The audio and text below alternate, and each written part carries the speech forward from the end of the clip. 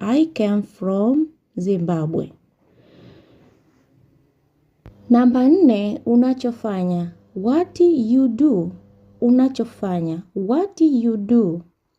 Ninafanya kazi kama. I work as.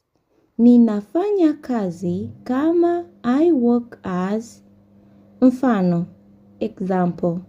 Ninafanya kazi kama mwalimu. I am a teacher.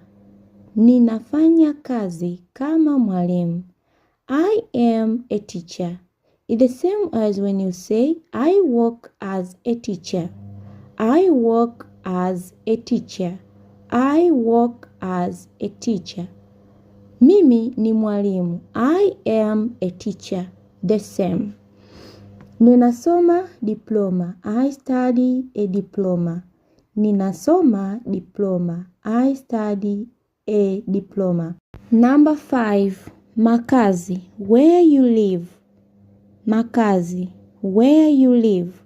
Ninaishi. I live. Ninaishi. I live. Mfano. Example.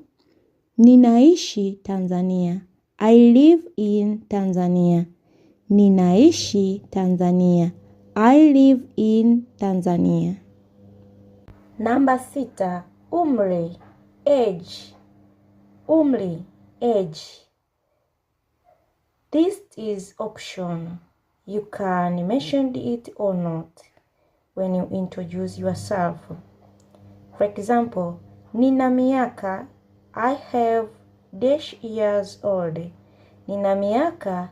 I have dash years old. Namba 7. Lugha unazozungumza.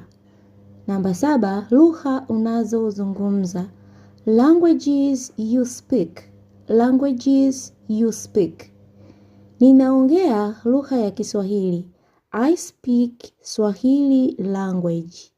Ninaongea lugha ya Kiswahili. I speak Swahili language. Najifunza Kiswahili. I learn Swahili. Najifunza Kiswahili. I learn Swahili. Namba 8. Maneno ya kumalizia. Closing phrases.